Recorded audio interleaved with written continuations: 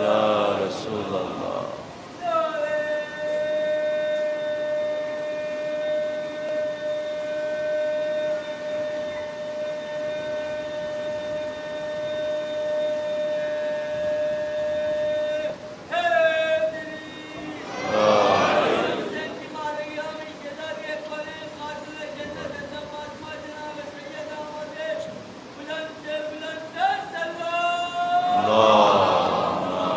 صلی علی محمد محمد عجل درجہ الفاتحہ بسم اللہ الحمد للہ الرحمن الرحیم مالک یوم الدین ایاک نعبد و ایاک نستعین اهدنا الصراط المستقیم صراط الذین انعمت علیہم غیر المغضوب علیہم ولا الضالین بار دیگر درود بھیجے گا محمد و آل محمد اللہم صلی علی محمد اعوذ باللہ من الشیطان الرجیم بسم اللہ الرحمن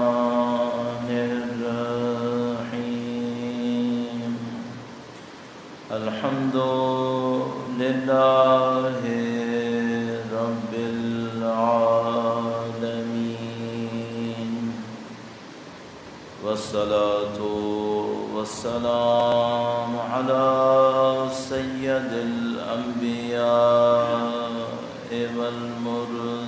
والمرسلین حبیب الہ العالمین ابی القاسم محمد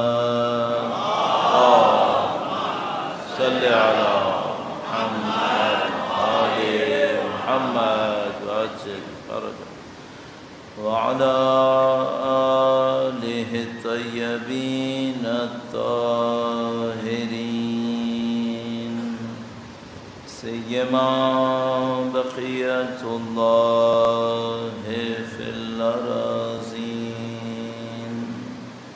قال اللہ تعالی فی کتابہ الکریم بسم اللہ الرحمن الرحیم ام حسبت ان اصحاب الكهف والرقیم كانوا من آیاتنا عجبا درود بھیجے گا محمد و آل محمد صلی علی محمد ایک بار پھر درود بھیجے گا محمد و آل محمد صلی علی محمد خدا تعالیٰ کا انتہائی شکر ہے، انتہائی لطف و کرم ہے، اس نے ہمیں دنیا میں رہتے ہوئے غفلت سے نکالا، غفلت سے بچایا۔ بے خبری میں بھی زندگی گزر جاتی، پتہ بھی نہیں چلتا کہاں زندگی گزارنا ہے، کون مالک ہے، کون حاکم ہے، جہالت میں، نادانی میں۔ خدا تعالیٰ نے اس جہالت سے نجات دی، نادانی سے نجات دی، غفلت سے نجات دی، سید الشہداء کے فرش عزا پہ بیٹھنا نصیب کر دیا۔ الحمدللہ اللہ کی دی ہوئی اس نعمت کا شکر بجا لانے کے لیے، جس کے ساتھ خدا کے قانون کے مطابق امید ہے کہ خدا نعمت میں اضافہ فرماتا ہے، اس دعا کے ساتھ بھی کہ انشاءاللہ خدا امام کی تشریف آوری میں تعجیل فرمائے، ان کی نصرت کی سعادت نصیب فرمائے، انشاءاللہ موت اسی حق کے اوپر قرار فرمائے۔ درود بھیجے گا محمد و آل محمد صلی علی محمد آل محمد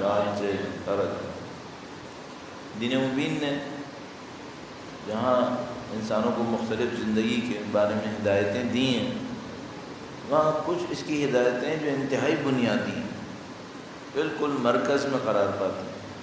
مثلا دین مبین ہمیں بتاتا ہے کہ بھائی تم انسانوں کے ساتھ رحم دل بنو، ایک نصیحت، ایک دین کی تعلیمات کا ایک حصہ۔ امانت داری دکھاؤ، یہ بھی ایک حصہ ہو گیا۔ مثلا تم کسی کے اوپر ظلم نہیں کرو، یہ بھی ایک حصہ ہو گیا۔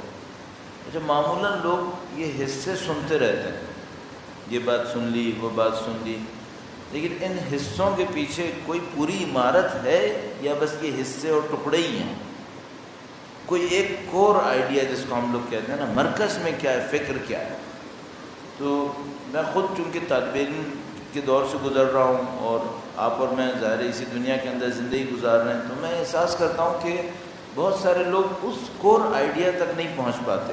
اس کا مین پوائنٹ کیا ہے؟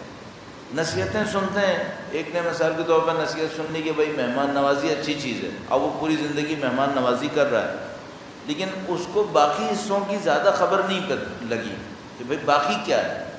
اس نے اچھا کیا، ایک پوائنٹ کم از کم پکڑ لیا، مہمان نوازی کرتا ہے۔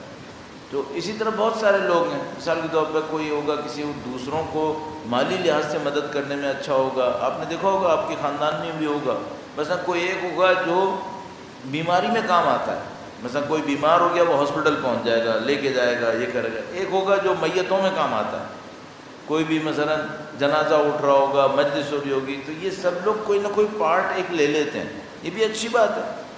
لیکن بہت بڑا ایک کام یہ ہے کہ یہ سمجھ میں آئے کہ پوری بلڈنگ کیا ہے، پوری عمارت کیا ہے۔ کیوں اس میں بعض اوقات نقصان یہ ہو جاتا ہے کہ ایک کام تو بہت اچھا کرتا ہے، 10 کام ایسے کرتا ہے جو اس کے بالکل خلاف جا رہے ہوتے ہیں، کیونکہ اس کو یہ توجہ نہیں ہو پاتی کہ بھائی یہ پورا ایک نظام ہے، یہ اس میں صرف ٹکڑے ٹکڑے نہیں ہیں۔ تو میرے اور آپ کے لیے بہت ضروری ہے کہ ہمیں پورا نظام سمجھ میں آئے، پورا سسٹم سمجھ میں آئے، ورنہ گڑبڑ ہو جائے گی۔ مثلا کیا ہو جائے گا، اب سوچو یہ جو بچے مثلا ایگزامز دیتے ہیں، بھائی ایک بچہ ہے مثلا وہ میتھمیٹکس میں بہت اچھا ہے، میتھس میں وہ 100 لیتا ہے، لیکن مشکل یہ ہے کہ 2 سبجیکٹ میں بلو 33 لیتا ہے۔ اب اس کا ہونا کیا ہے؟ کافی مشکل میں پھنس جائے گا بیچارہ، کیسے آگے بڑھے گا؟ تو اس کو ایک بیلنس لے کے چلنا پڑے گا۔ تو یہاں سے ہمارے پاس ایک فکر آتی ہے، اس کو ہم کہتے ہیں اعتدال۔ اعتدال کیا ہے؟ بیلنس، ایک بیلنس۔ تو کیا ہے، اللہ نے ٹکڑوں ٹکڑوں میں جو تعلیمات دی ہیں، ان میں کوئی پورے نظام میں ایک بیلنس ہے؟ ہاں، پورے نظام میں ایک بیلنس ہے، ہر صفت میں ایک بیلنس ہے۔ ایک مثال عرض کرتا ہوں آپ کی خدمت میں، درود بھیجے گا محمد و آل محمد، اللہم صلی علی محمد و آل محمد عجل فرج۔ مفتی جعفر حسین صاحب نے، جنہوں نے صحیفہ کا ترجمہ فرمایا ہے، انہوں نے دعائے مکارم الاخلاق کے بعد تھوڑی سی شرح لکھی ہے، تو اس شرح میں انہوں نے انسانی صفات کا یہ بیلنس، اعتدال بیان کیا ہے۔ انسان کی صفات میں اعتدال کیا ہوتا ہے؟ مثلا آپ نے دیکھا ہوگا کوئی آدمی سخی ہے، بہادر نہیں ہے۔ ایک آدمی ہوتا ہے پیسے دینے کے معاملے میں آگے ہے، کہاں آپ بات کرو، بس کوئی ایک اچھا کام کرنا ہے، خوب پیسہ دے رہا ہے، اچھا اس کو بولو مثال کے طور پر فلاں جگہ قوم کے اوپر وقت آیا، چلو ذرا، کہے گا بھائی یہ چیک بک ہے، پیسہ کاٹ لو۔ یہ کون لوگ بن جاتے ہیں پھر؟ وہ جو سید الشہداء سے کہتا ہے کہ شمشیر لے لو، گھوڑا لے لو، خون کی بات نہیں کرو، جان کی بات نہیں کرو۔ بعض جگہیں ایسی آتی ہیں یہ چھوٹی چیزیں کام نہیں آتی، بیلنس کام آتا ہے، شخصیت میں بیلنس ہونا چاہیے۔ تو مفتی صاحب نے مثال کے طور پر بتایا کہ بھئی کتنی انسان کی صفتیں ہوتی ہیں، ان میں بیلنس کسے کہتے ہیں۔ تو مثلا ایک انسان ہے بہت بہادر ہے، اگر بہادری حد سے زیادہ بڑھ جائے بعض وقت نقصان دہ ہوتی ہے، ایسی بہادری نہیں چاہیے۔ اچھا اگر شجاعت بہت کم ہو جائے، یہ بہادری بہت کم ہو جائے تو جب بزدلی ہو جائے گی، تو بزدلی بھی اچھی چیز نہیں ہے۔ تو بیچ میں کیا ہے؟ تو کہتے ہیں بیچ میں شجاعت ہے، نہ وہ بہادری جس کو عربی میں بہت آگے بڑھ جائے تو تحور کہتے ہیں۔ تحور کیا مطلب؟ نہ سوچتا ہے نہ سمجھتا ہے، کود بیٹھتا ہے، وہ نہیں چاہیے۔ نہ اتنی کم چاہیے کہ ہو جائے بزدلی، ایک اعتدال چاہیے، ایک بیلنس چاہیے۔ اب مشکل یہاں پہ کیا ہے، کسی کو بھی پوچھ لو تم بیلنس ہو یا وہ بیلنس ہے، کیا بولے گا؟ میں بیلنس ہوں۔ ہر قوم کے ساتھ یہ مسئلہ ہے. اب تھوڑا میں قوم پرست نہ بن جاؤں اور وہ نہ ہو جاؤں کہ بھائی کو لوگ کہیں بھائی آپ تو قوم پرستی پھیلانے پہ آ گئے، لیکن قوموں کے ساتھ بھی یہ مسئلہ ہوتا ہے. کچھ قومیں ہوتی ہیں ایک صفت میں آگے ہوتی ہیں، ایک صفت میں پیچھے ہو جاتی ہیں، تو یہ اچھی بات نہیں ہوتی. بیلنس چاہیے ہوتا ہے. اور یہ جو بیلنس کریٹ کرنا ہے نا، توازن، اعتدال انسان کی صفتوں کے اندر، یہ کام ہے.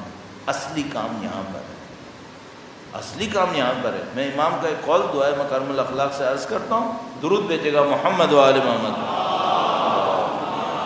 صلی علی محمد محمد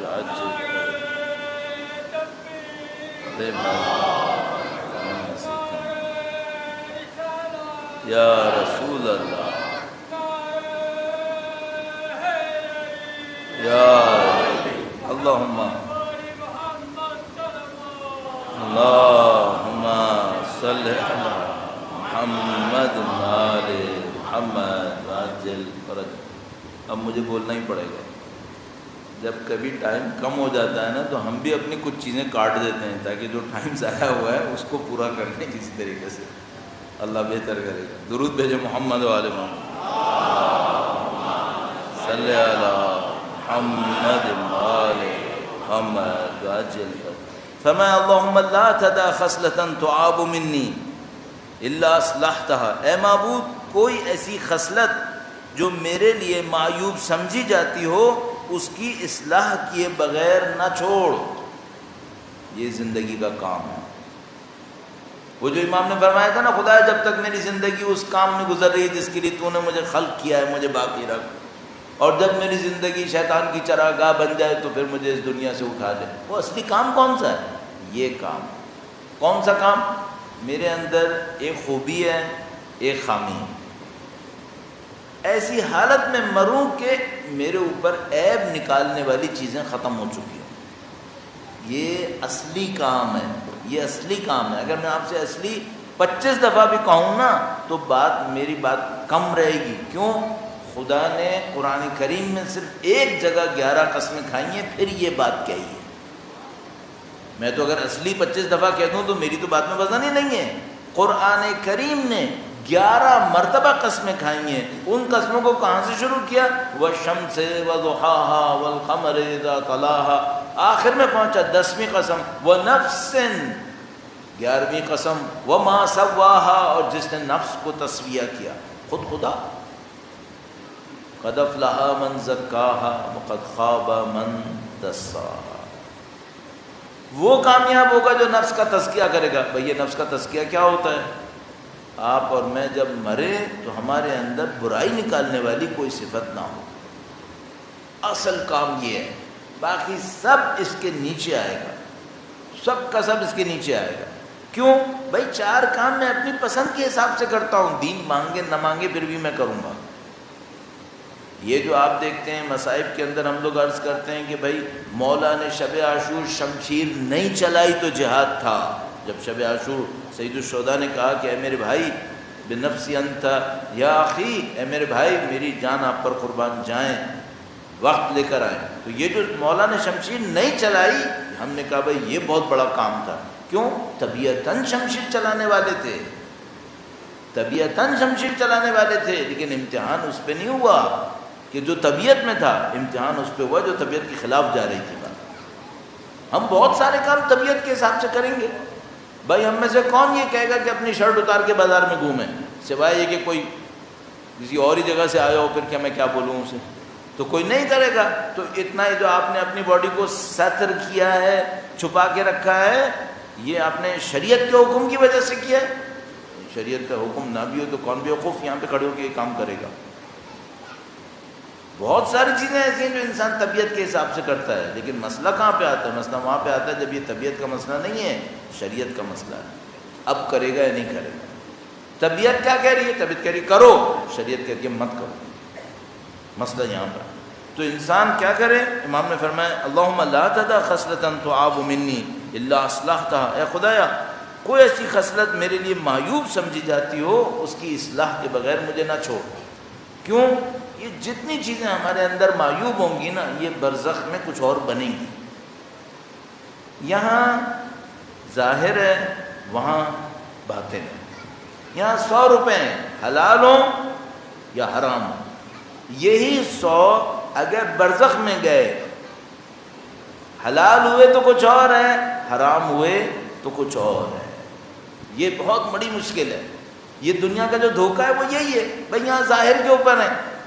اچھا اگر میں جو آپ کے سامنے بول رہا ہوں اچھی نیت سے بولوں یا نفس پرستی کے لیے بولوں، آپ میں سے کچھ لوگ تو بہت عقل مند ہیں، فوراً سمجھ جائیں گے کہ یہ نفس پرستی کر رہا ہے. بہت سارے لوگ نہیں سمجھیں گے، برسوں تک نہیں سمجھ میں آئے گا، سمجھتے رہیں گے بندہ صحیح ہے. بہت عرصے کے بعد ان کو پتہ چلے گا بابا نفس پرست انسان تھا، نفس پرست تھا. تو یہ ظاہر کا دھوکہ اس دنیا میں چلتا ہے. اور ہم لوگوں کو ظاہر کا دھوکہ کیا ہوتا ہے؟ اپنے آپ کو دیکھتے ہیں، سمجھتے ہیں ہم میں کوئی عیب نہیں ہے، ہم میں سب صحیح ہوگی. امام فرمان خدا ایسا نہ ہو، جتنے بھی میرے اندر عیب ہیں ان کی اصلاح تو کر دے. ظاہر ہے اس کی اصلاح سے پہلے ایک مرحلہ آئے گا کہ خدا عیب بتائے کیسے. بہت بڑا ایک مرحلہ ہے. انسان کو یہ پتہ کیسے چلے کہ مجھ میں عیب ہے. میں مانوں گا آپ مجھے کہیں کہ مولانا آپ کے اندر یہ عیب ہے، آپ میں مانوں گا نہیں. میں تو ویسے اپنے آپ کو دین کا چیمپئن سمجھتا ہوں. آپ مجھ سے آ کر کہیں ایک عیب ہے تو میں کہوں گا میرے اندر ایک ہے، تیرے اندر 10 عیب ہے، 10 گنوا دوں گا، خاموش کروا دوں گا.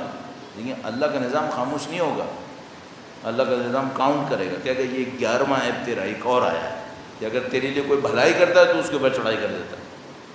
تو یہ سب سوچنا پڑے گا. فرمایا اللہم لا اشہد خصلۃ تعاب منی الا اصلحتها ولا غائبۃ انب بها الا حسنتها، اور کوئی ولا عائبۃ، اور کوئی ایسی بری عادت جس پر میری سرزنش کی جا سکے اسے درست کیے بغیر نہ رہنے دے. اچھا یہ جو امام کہہ رہے ہیں خدا اصلاح کیے بغیر نہ چھوڑ، درست کیے بغیر نہ رہنے دے، تو یہ جو خدا سے کہہ رہے ہیں کہ یہ کر، اس کا مطلب کیا ہے؟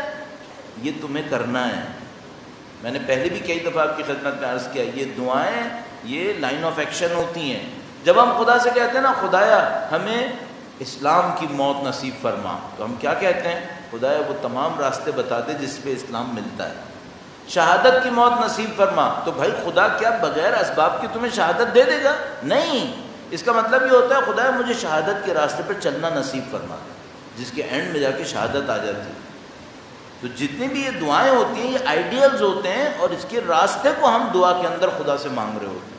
تو جب خدا سے کہا خدایا میرے اندر کوئی خصلت ایسی نہ ہو جو معیوب ہو، سوائے یہ کہ اس کی اصلاح کر، تو یہ پہلے مجھے بتائے گا کہ یہ دیکھو یہ معیوب ہے، اس کی اصلاح کر. اب اگر میں نے سن لیا تو سن لیا، نہیں سنا تو پھر معاملہ خراب ہوا. اور میری سرزنش کی جا سکے، ایسی کوئی بری عادت جس پہ میری سرزنش کی جا سکے اسے درست کیے بغیر نہ رہنے دے. اور جو پاکیزہ خصلت ابھی مجھ میں ناتمام ہو اس کی تکمیل فرما دے، اس کو تکمیل تک پہنچا دے. اچھا یہ جملے آپ نے میں نے سن لیے، اب کرنے کا کام کیا ہے؟ اب کرنے کا کام وہ خطرناک کام ہے. وہ کیا؟ آج رات کل کے دن کسی وقت میں بیٹھ کر یہ سوچ لو کہ مجھے زندگی میں خدا نے ایک موقع دیا ہے، اتنی دیر میں کس برائی سے لڑنا ہے مجھے، کب مرنا ہے کچھ پتہ ہے؟ نہیں. شاید آج رات، شاید اگلے گھنٹے، شاید 1 منٹ کے اندر، نہیں معلوم. تو بندے خدا اس کو ضائع کیوں کر رہے ہو؟ پوائنٹ پکڑو فوراً یہاں سے کہ مجھے فوراً اپنی کسی خامی کو پکڑنا ہے جس کی مجھے اصلاح کرنی ہے. بھئی آج 5ویں مجلس ہے، ابھی 5 دن باقی ہیں. اگر کسی نے یہ بات سنی اور 5 دن میں اپنی کسی ایک برائی کو پکڑ لیا کہ مجھے صحیح کرنا ہے، تو 10 دن مجلس سننے کا کم از کم ایک فائدہ ہو گیا، ایک برائی اس کے اندر ختم ہو گئی. اچھا فائدہ ہے، اچھا فائدہ ہے. اگر 10 دن آپ نے لگائے سننے کے اوپر اور اس کا ایک فائدہ ہوا کہ جس برائی کے اوپر موت آ سکتی تھی وہ برائی ختم ہو گئی، اب پاکیزگی پہ موت آئے گی اس برائی کے مقابلے میں. یہ بہت بڑا فائدہ ہے. اگر یہ ایک برائی بھی ختم کر لی اور اگر عقل مند ہوا تو وہ یہ دعاؤں کو سنے گا. اس دعاؤں میں جن برائیوں کا ذکر ابھی آئے گا کہ خدا یہ برائی میرے اندر نہیں ہونی چاہیے، پورا پروگرام ابھی آئے گا، ابھی پوری داستان آنے والی ہے کہ کیا نہیں ہونا چاہیے، کیا ہونا چاہیے. یہ جو جملہ ہے نا 2-3 جملے، یہ سمری ہے اس دعا کی، یہ سمری ہے. ابھی پوری ڈیٹیل اس کے اوپر آنے والی ہے کہ خدایا یہ صفت دے، یہ صفت نہ دے، علم دے، تکبر نہ دے. اس طرح بھی آئے گا انشاءاللہ. درود بھیجے گا محمد و آل محمد. محمد و آل محمد وعجل فرجهم. مولا امیر المومنین کی ذات پر، مولا امام چہارم کی ذات پر، ان بیویوں کی ذوات مقدسہ پر جنہوں نے اس سفر کے مہینے میں سفر کیے ہیں.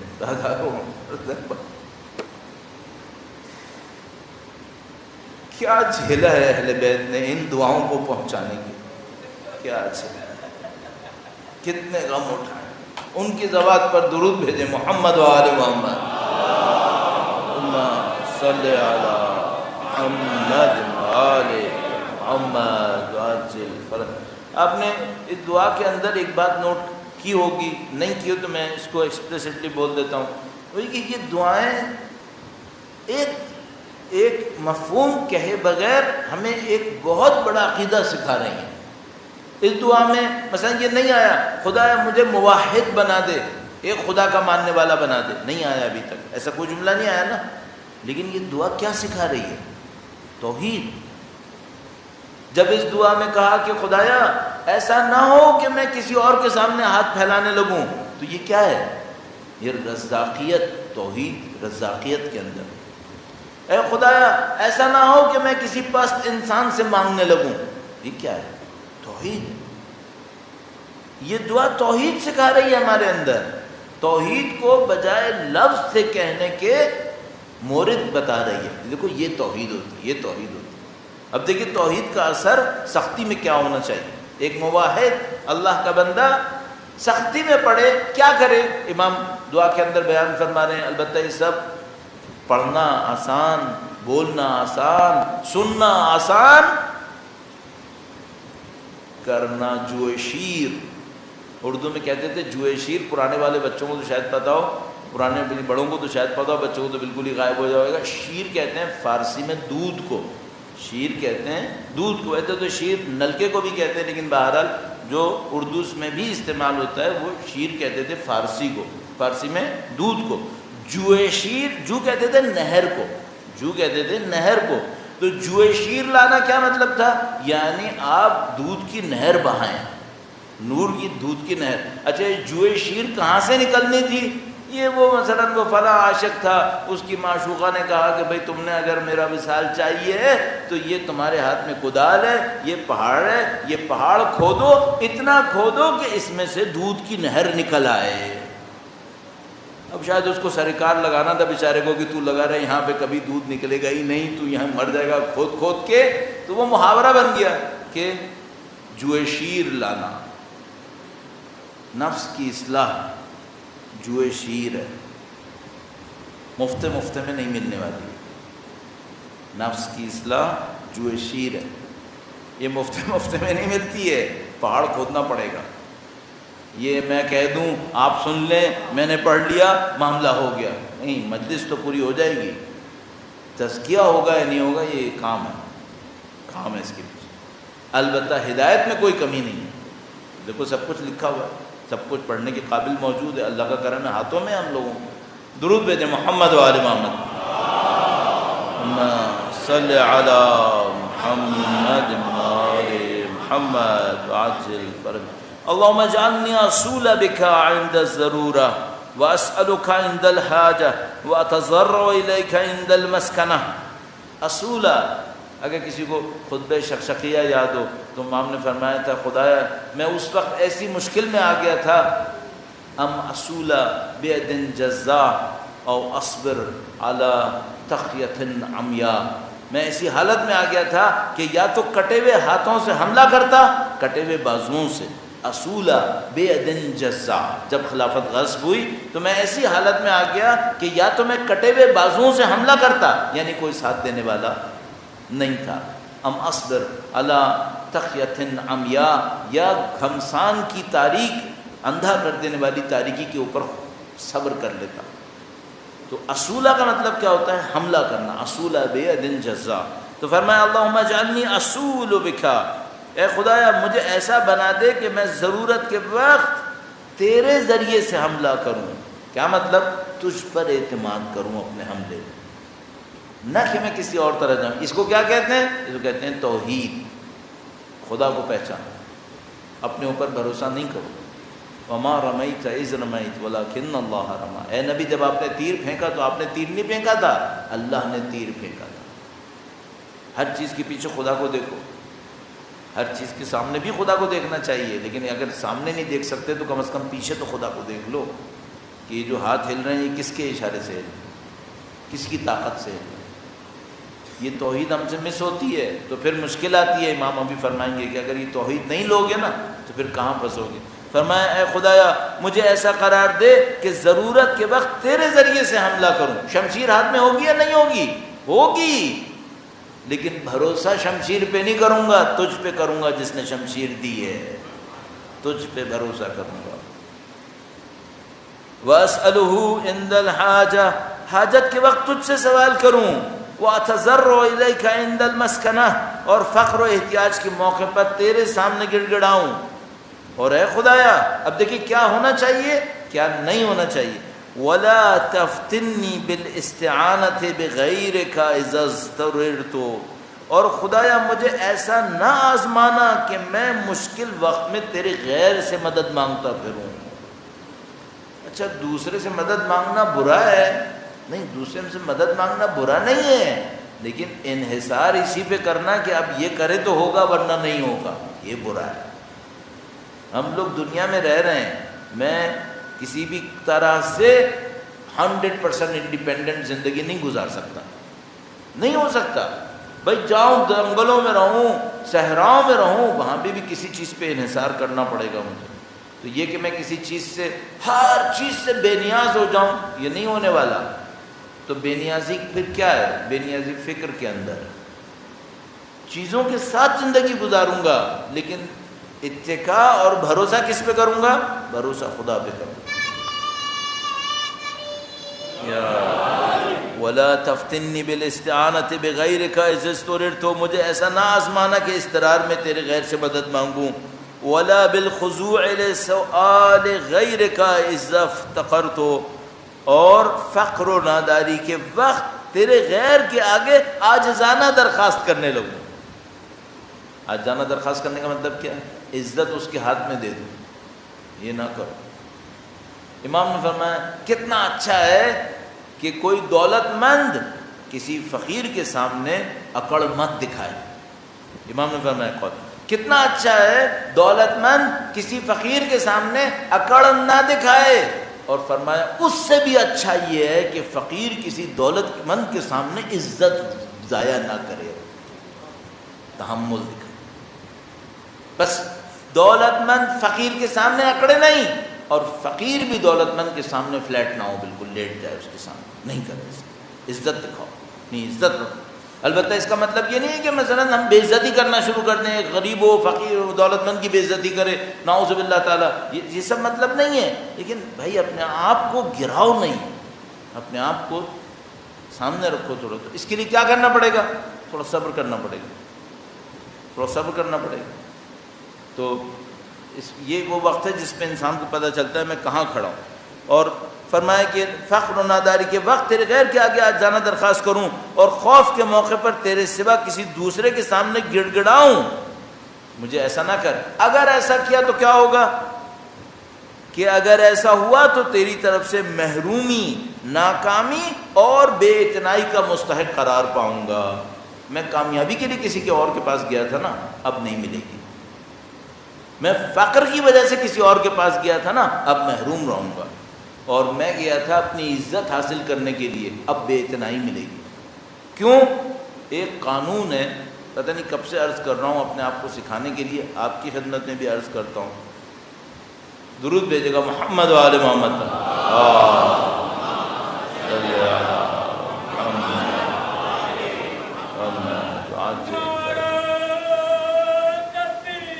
ارے بس یا رسول اللہ، یا زندہ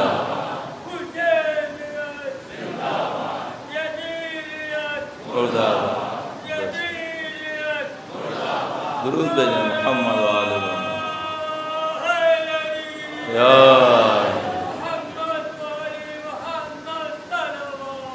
اللہم صلی علی محمد محمد عجل.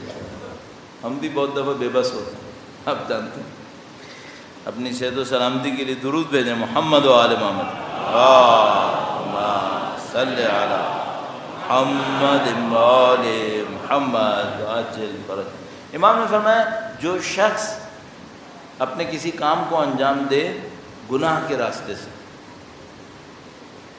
قانون میں عرض کر رہا تھا، اب وقت اتنا کم رہ گیا ہے کہ اس کے اوپر بہت زیادہ کام نہیں کر سکیں گے، کسی اور ٹائم پہ وقت میں عرض کروں گا، لیکن خلاصتاً فرمایا جو شخص اپنے کام کو انجام دے گناہ کے راستے سے تو فرمایا دو کام ہوں گے.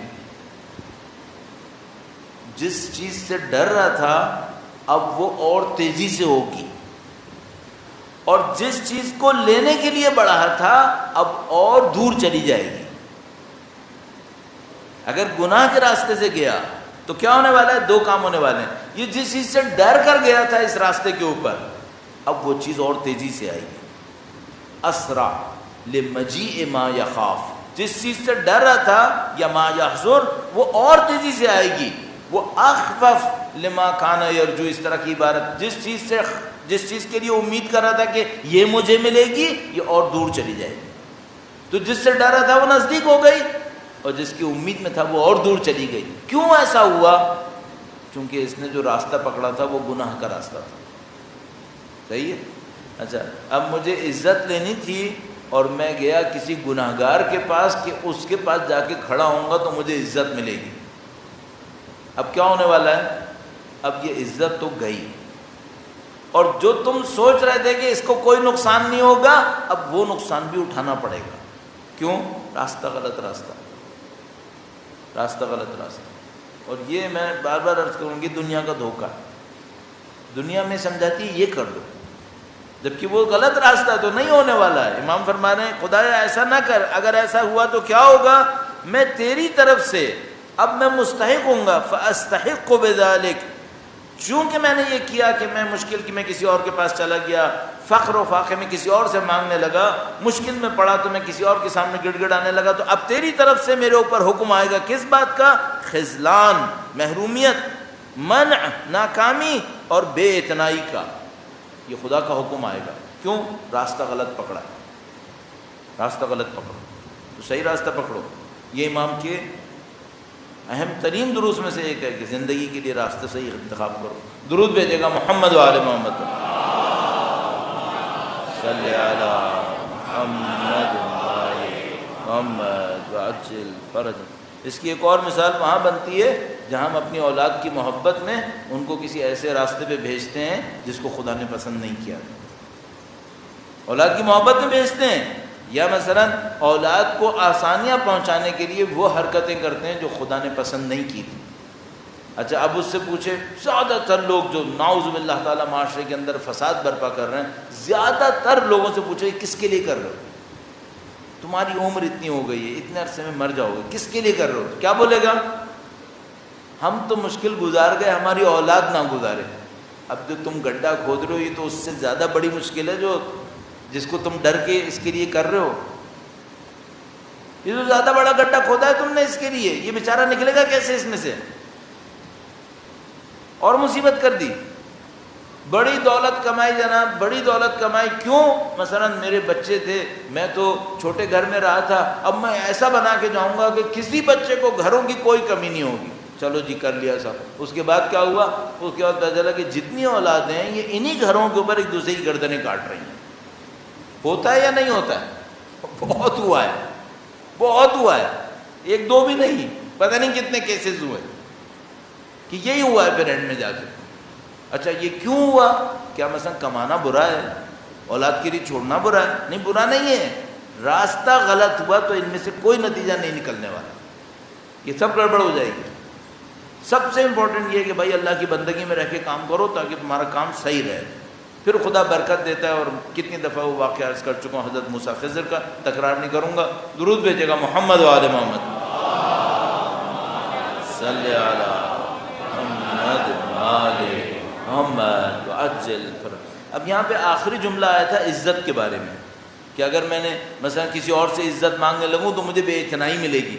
اب میں وہاں آپ کو پتہ ہے میں ترتیب ادھر سے ادھر کر دیتا ہوں تاکہ وہ کنیکشن مجھے مل جائے، جس کو بتانا آسان ہو جائے۔ تو میں ایک اور کنیکشن لے رہا ہوں، یہ جو عزت کا معاملہ ہے امام نے اس کو کیسے پوائنٹ آؤٹ کیا ہے، امام نے اس کو کیسے بیان کیا۔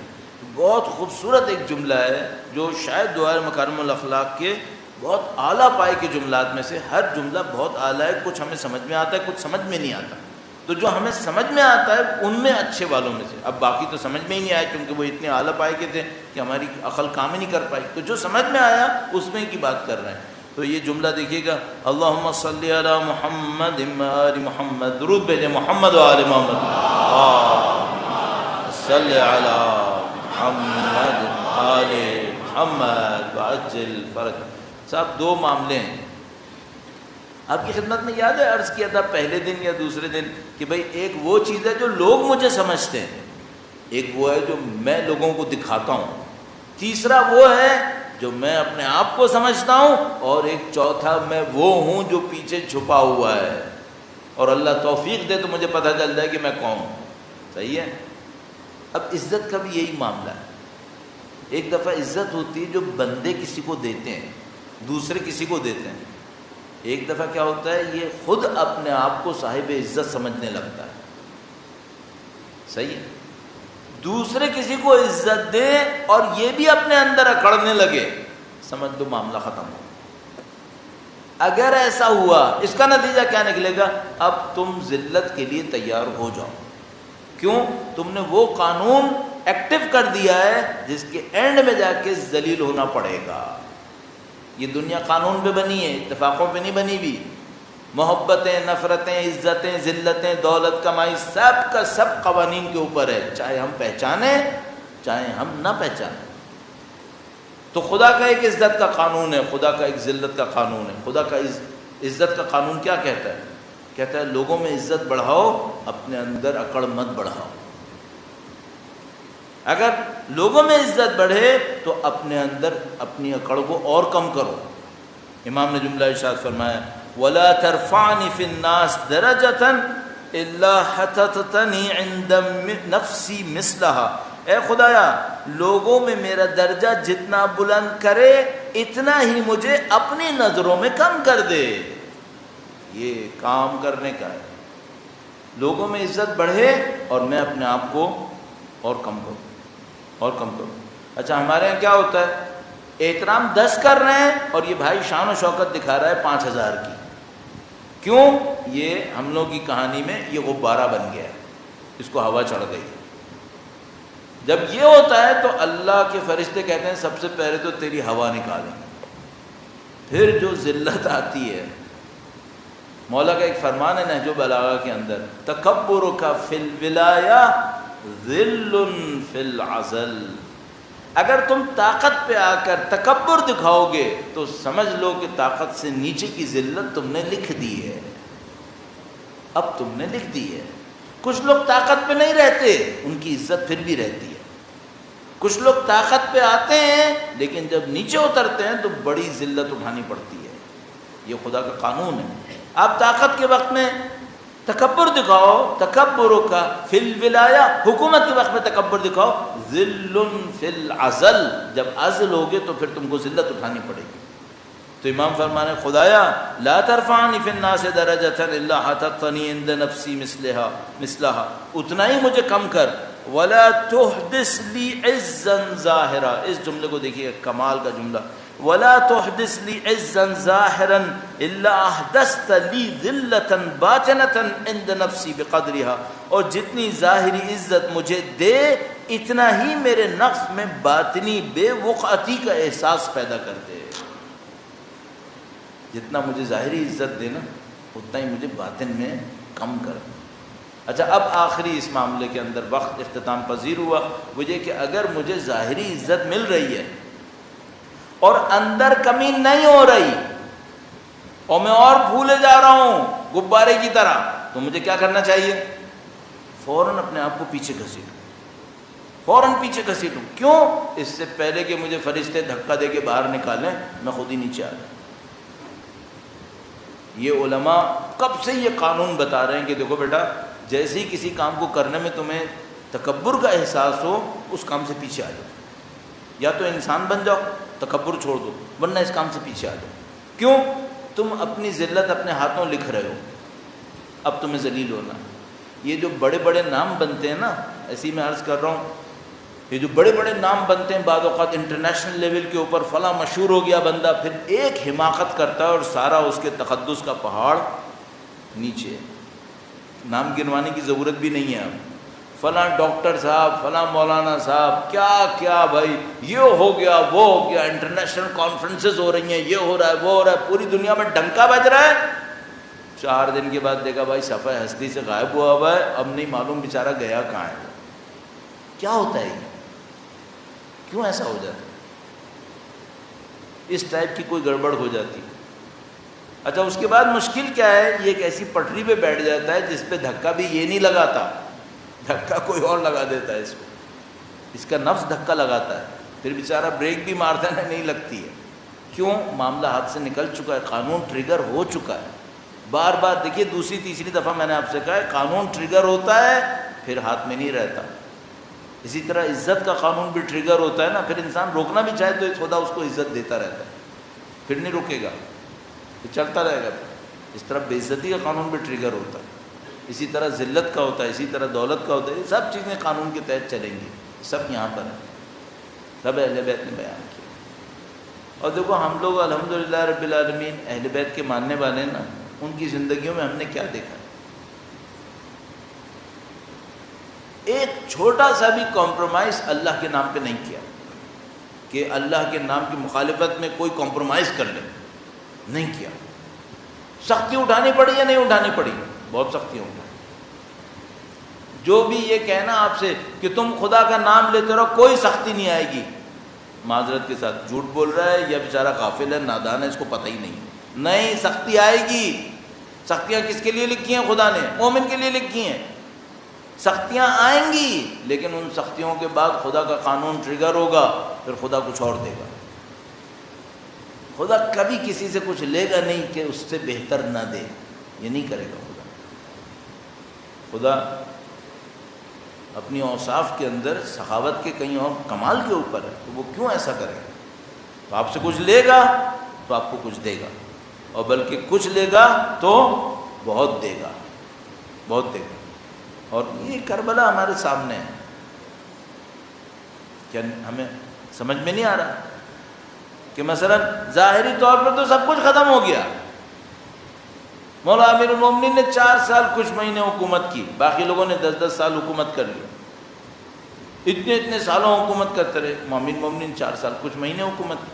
باقی اپنی اولادوں کے لیے حکومتیں چھوڑ گئے، پورے نسلیں چلتی رہیں. مروان کے اتنے بچے وہ خوف سے باطنی کے اندر پتہ نہیں کہاں پہنچے ہوئے، کتنے سال حکومتیں کر گئے. بنی عباس کی پتہ نہیں کتنے سال حکومتیں کر گئے. مولا امیر المومنین کی اولاد طاہرہ شہید ہوتی رہی، قربانیاں دیتے رہے نا، خدا کے دین کے نام پر، خدا کے احکام کے نام پر. اب پوچھو کس کو عزت ملی؟ اب پوچھو کہاں گیا وہ سب کچھ؟ تو جو اتنے اکڑ رہے تھے اور لشکریں بنا رہے تھے اور یہ کر رہے تھے وہ کر رہے تھے، ذرا ان کو لے کر آؤ، ان کو سامنے کھڑا کرو. اور جن اماموں کے سامنے وہ لوگ اکڑ رہے تھے، ذرا ان کے ناموں کو بھی دیکھو، کس کو عزت مل رہی ہے، کس کو شان مل رہی ہے. اور نمبر کا بھی مسئلہ نہیں ہے. کوئی یہ بھی نہ سمجھے کہ میں نمبروں کی بات کر رہا ہوں کہ ان کا نمبر بڑھ گیا، ان کا نمبر کم ہو گیا. نہیں، نمبر کا معاملہ نہیں ہے، دلوں کا معاملہ ہے. اہل بیت کا چاہنے والا سر نہیں جھکاتا ہے، دل جھکاتا ہے. دنیا کے ظالموں کے سامنے لوگ سر جھکاتے ہیں، دل نہیں جھکاتے. اہل بیت کا چاہنے والا دل جھکاتا ہے. کیا نشانی ہے اس کی؟ اہل بیت کے غم میں روتا ہے، اس کے دل میں جھانک کے دیکھو. یہ جب روتا ہے تو کیا روتا ہے یا نہیں روتا؟ دکھاؤ کوئی ظالم جس کے لیے کوئی محبت میں ایسے روئے کہ دکھاؤ. 1400 سال گزر گئے نا. چھوٹی چھوٹی باتیں یاد کر کے ہم لوگ رو رہے ہیں. دیکھنے میں تو چھوٹی لگ رہی ہیں نا کہ بھائی چھوٹی چھوٹی باتیں یاد کر کے رو رہے ہیں. ہاں، چھوٹی چھوٹی باتیں یاد کر کے رو رہے ہیں. کیوں؟ یہ چھوٹی بات کسی غیر کے ساتھ نہیں ہوئی، میرے امام کے ساتھ ہوئی ہے، چھوٹی ہے بھی نہیں، باتیں بھی بڑی ہیں۔ تو 1400 سال کے بعد کیوں رونا آتا ہے؟ چونکہ میرا دل اس سے جڑا ہوا ہے، میں کیوں نہ رو، میرا دل اس سے جڑا ہوا ہے تو مجھے رونا آئے گا۔ اور ان کی قربانیوں کو دیکھو تو پھر انسان سوچتا ہے کہ معاملہ کہاں ہے۔ ہمیں کہتے ہیں ہمارے دوست احباب کہ مولانا سفر کے مہینے میں آپ بازار کے مصائب کیوں نہیں پڑھتے؟ بندے خدا، چھوٹا تھا میں بھی سید ہوں، میں اپنی جد ماجدہ کے مصائب بازار کے اندر کیسے پڑھوں؟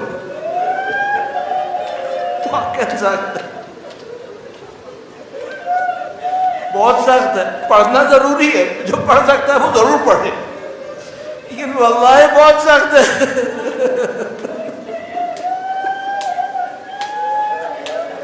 تصور میں لاتا ہوں نا فاطمہ کی بیٹی بازار میں،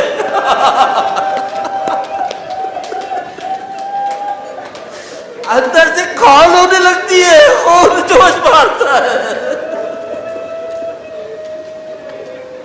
نہیں معلوم بولا سید سجاد کا صبر کیا تھا۔ شب عاشور قاسم نے پوچھا حضرت قاسم علیہ السلام نے، امو جان میں شہید ہوں گا نہیں ہوں گا؟ کہا بیٹا تم بھی شہید ہو جاؤ گے، شیر خار علی اصغر بھی مارا جائے گا۔ قاسم نے فوراً پوچھا چچا کیا وہ ہمارے خیمہ تک آ جائیں گے؟ بنی ہاشم کا غیرت مند بچہ ہے، برداشت نہیں کر پا رہا، دشمن ہمارے خیمے تک آئیں گے، اب ذرا معافی چاہتا ہوں۔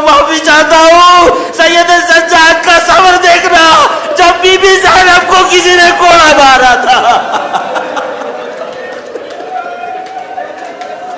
قاسم کے لیے تو تصور سخت تھا کہ دشمن خیمے تک آئے، مظلوم سید سجاد پپی اماں کو کوڑا مارے، سید سجاد دیکھ رہا۔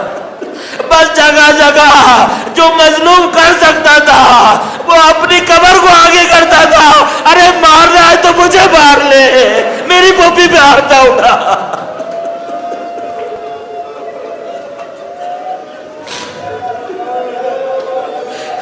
اب کوئی بی بی زینب کے دل سے پوچھے، مظلوم آپ بچوں کو گرتا دیکھتی تھی، اونٹوں کے تلے پامال ہو رہے۔